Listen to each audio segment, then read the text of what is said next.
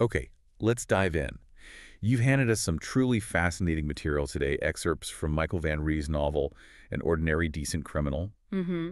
And our mission in this deep dive, to cut through the narrative, pull out the absolute core of what's happening, the key details about this central character, and find those surprising insights Mm. nestled within the story you brought to us. Yeah, exactly. It's about seeing what we can learn from this specific journey. That's right. Based on the text you've provided, we're looking at a really intense stretch of this character's life. I mean, it kicks off with a violent home invasion that spins everything out of control, You're right. then takes him through the legal system, forces him to grapple with trying to live a normal life, leads to some seriously dangerous conflicts, Uh-huh. and somehow, as the text describes it, ends in a rather unexpected place. We're sticking purely to the details presented here to understand this particular path. And trust me, the turns this story takes are anything but ordinary. We've got a guy with a heavy past who's seemingly trying to change, some wild encounters with both the law and even his neighbors, Yeah, those are something else. and methods for solving problems that are... Well, straight out of his old playbook, just applied differently. Okay, let's unpack this. Yeah. We are thrown right into the deep end, aren't we? The very first scene we see is the protagonist at home, rocking a paisley dressing gown, Yeah, the dressing gown. when three men burst in. The key detail right off the bat, as the text tells us, he's the only one armed.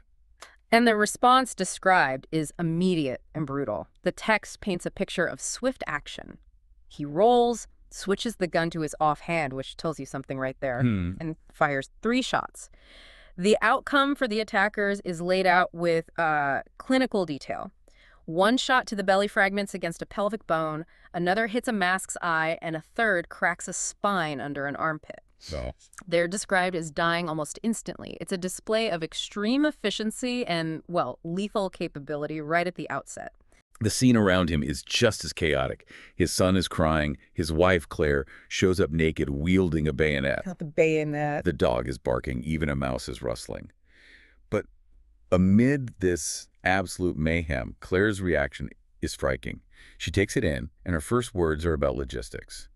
Shouldn't you wipe the gun? That detail is chillingly practical, isn't it? It really is. It suggests a certain familiarity with the potential aftermath of violence, perhaps from their shared past, even if the intent now is to leave that behind. Yeah. And the protagonist's own actions immediately after are also telling. He tells Claire he gave him a chance, which, given the swiftness, might be open to interpretation. A little bit, yeah. But then he specifically describes dumping extra bullets in a dead man's pocket and shredding the baggie. This isn't just self-defense, it's evidence management, a reflex honed by experience. The police arrive fast, and the tension is palpable. A shotgun is jammed against the protagonist's throat, but Claire doesn't back down. No, she doesn't. She confronts the officer directly, demanding they get the gun off her husband and do their job finding the others. It's an immediate defiance. The text introduces us to specific officers involved. There's a young officer, Detective Enzio Walsh, who makes the arrest, and Officer Elena Ramirez, who has a brief, softer interaction with Claire and the baby. It's interesting that Claire later relays her perception of Ramirez, thinking she's okay, just making some bad choices, which gives you a small window into how the world, even law enforcement, might view their situation. And the protagonist's crucial move as he's being taken away, stating clearly, I would like to call a lawyer. Right. He feels grounded by this, knowing where I stood. It's his first play in a different kind of game. Exactly. Starting here with this intense, violent confrontation immediately establishes the core paradox the text seems to explore. A character with proven, lethal capabilities is forced into a situation that will now push him towards or away from a completely different life. Sets the stakes incredibly high from page 1. Def- So, from the chaos of the house, the story moves us into the machinery of the system. The protagonist is taken to the public safety building in Winnipeg for interrogation. And here we meet Sergeant Enzio Walsh in a more extended scene. The text describes his aggressive demeanor and uses some very strong language, attributing terms like patty bomb tossers, raghead pedophiles, and nigger arsonists to him. He then contrasts these groups with what he calls ordinary decent criminals, or ODCs, applying the term to the protagonist, listing them as burglars, thieves, thugs. It's important to note this offensive language is specifically presented in the source material as being spoken by the character Walsh. We're just reporting what the text says. Absolutely. And Walsh employs a classic interrogation tactic, pushing a blank paper and claiming it's a confession for the protagonist to sign. But what's fascinating here is the contrast between the external pressure and the protagonist's internal state. The text explicitly details his mind racing, planning tactical responses while being interrogated. Mentally rehearsing breaking Walsh's knee, figuring out how to get the gun, recalling a technique for opening handcuffs while blindfolded, and remembering the police firing mantra. One to the belly, one to the head makes a man dead. Jeez. Later, he dismisses the beating he received as just a soft tissue workout, which again points to a history of enduring physical conflict. Right. This isn't the internal monologue of someone panicking, it's someone assessing threats and planning contingencies, even in custody.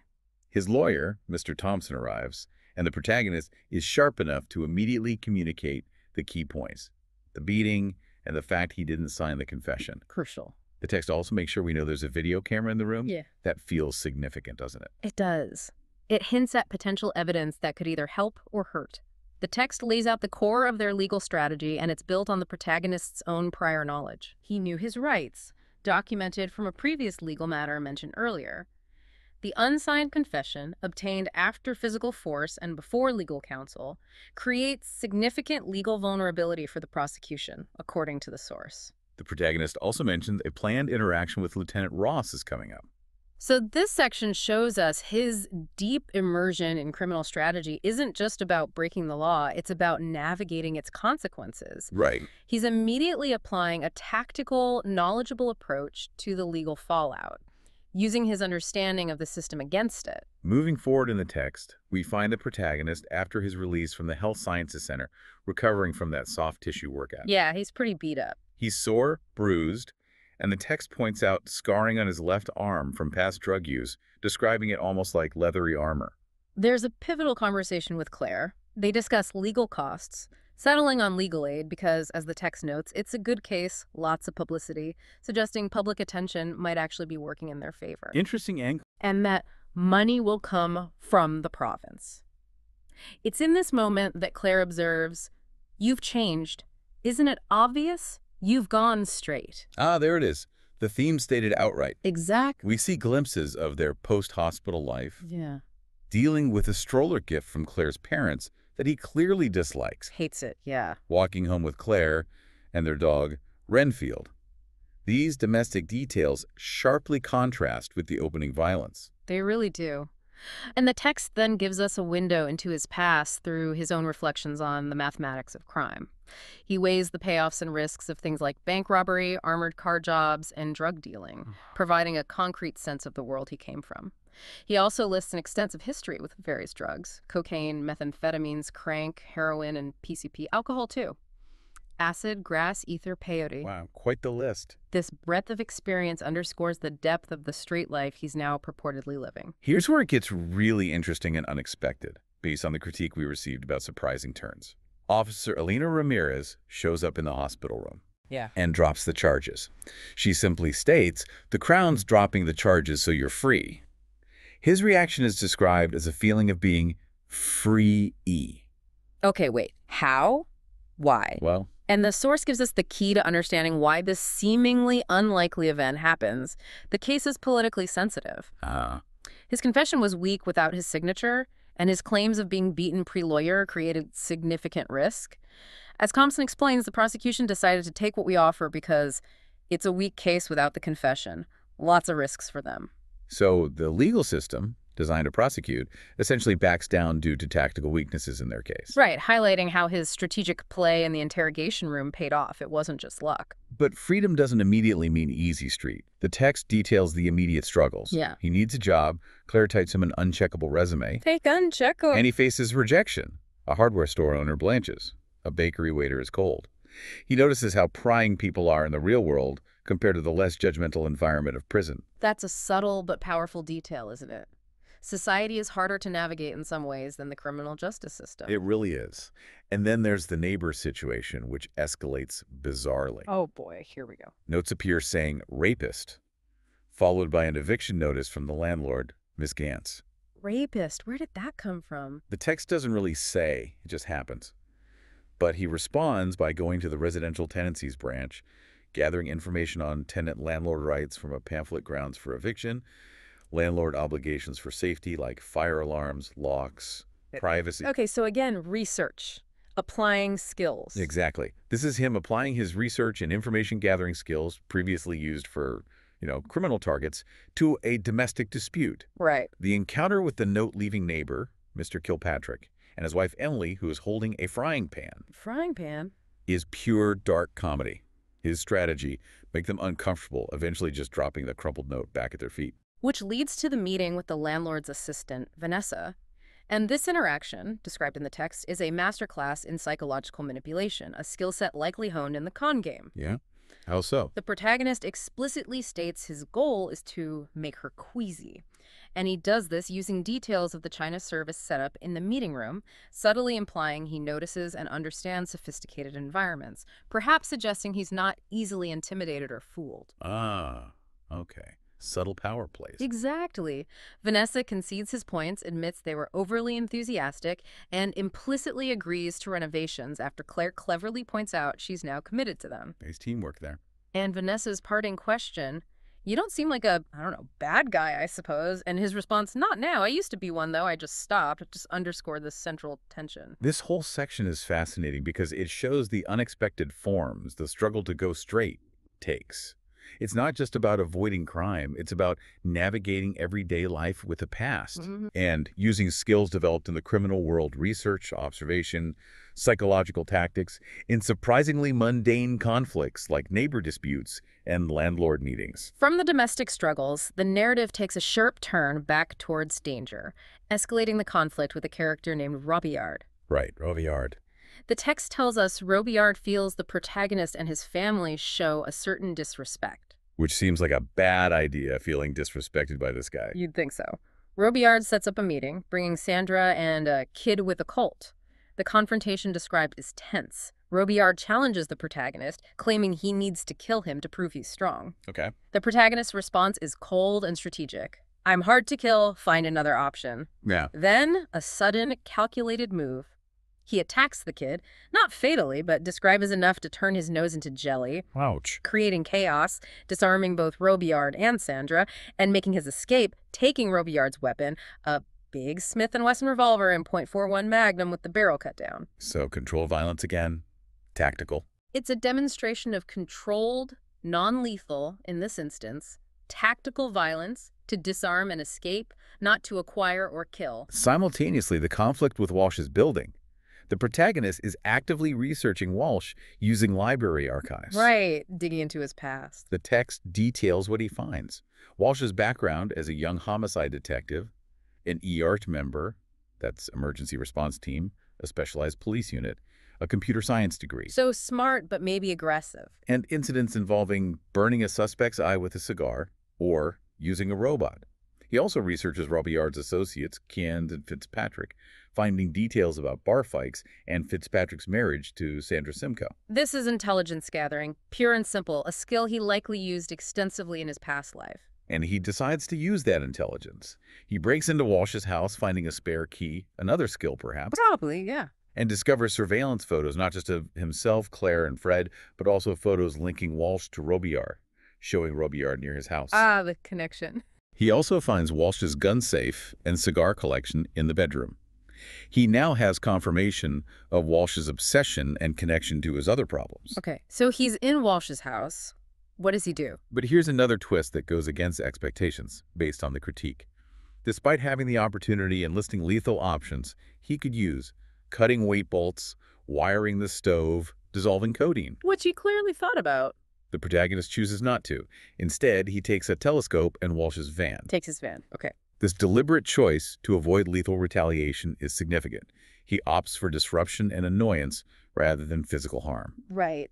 The text describes how he tampers with the van, pouring coke in the gas tank and switching license plates with a similar vehicle. Coke in the gas tank. Classic petty sabotage. The goal, as presented, is to cause confusion and make Walsh's own vehicle look stolen, creating headaches within the system Walsh operates in. He then uses Crime Stoppers, a tool usually used against criminals, in two specific ways. Turning the tables. First, reporting on Teflon rounds and their purpose.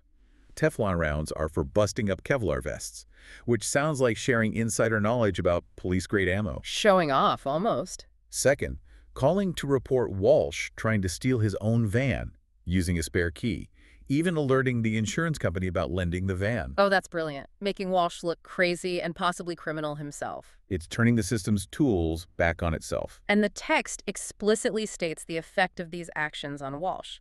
His life is becoming strange, he's getting grief from the cops, and his superior, a Tizmak, is asking questions. It was working. This isn't brute force, it's psychological pressure and bureaucratic entanglement.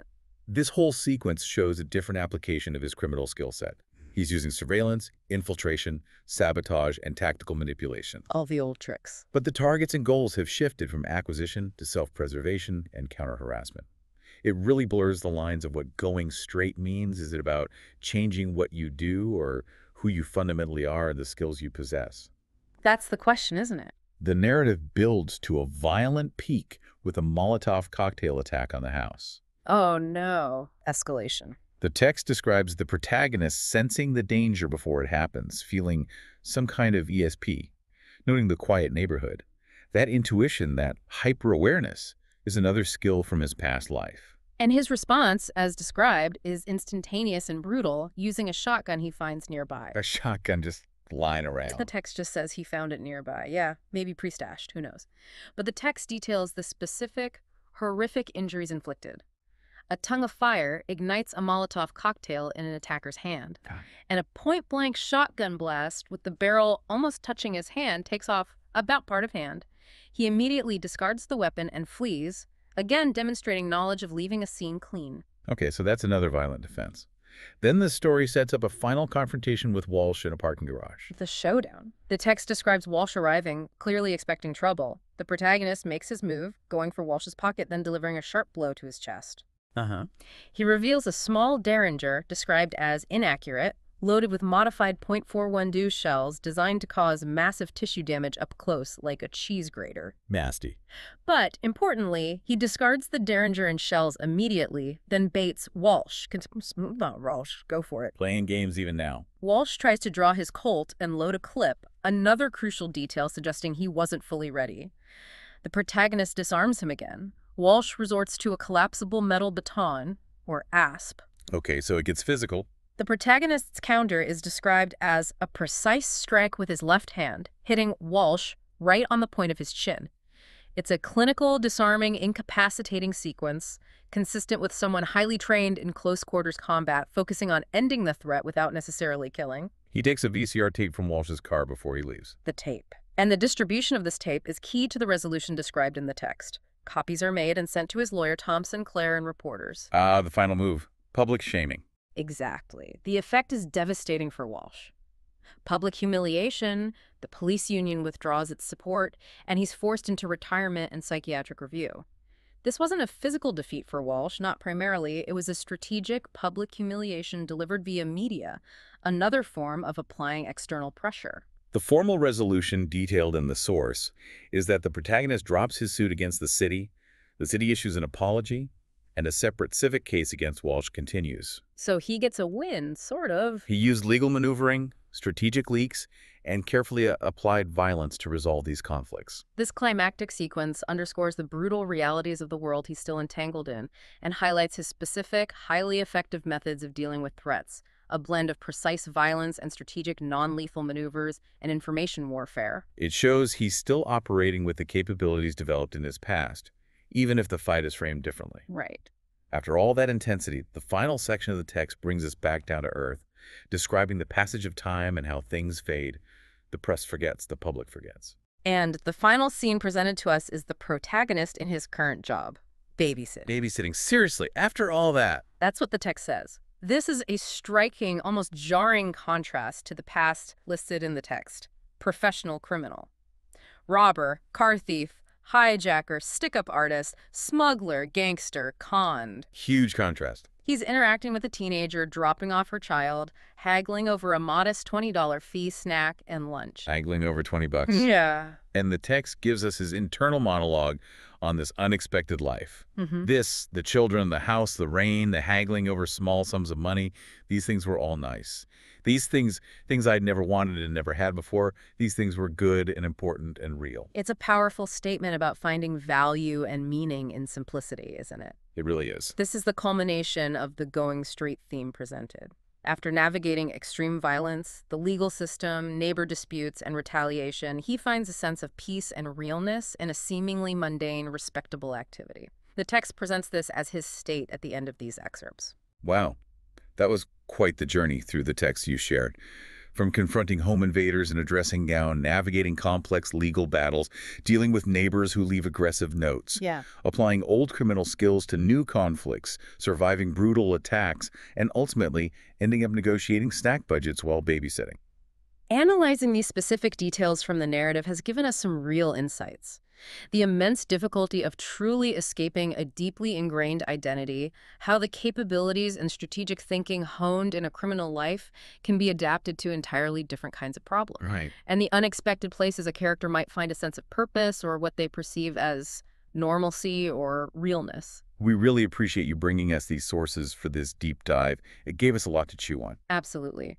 And it leaves you, the listener, with a compelling question, based only on the narrative we've explored here. Given this character's proven history of extreme violence, his sharp strategic mind, his ability to gather intelligence, and his demonstrated willingness to use any means necessary, lethal or not, to defend himself and his family. Does his apparent peace at the end, found in babysitting, represent a fundamental change in who he is at his core?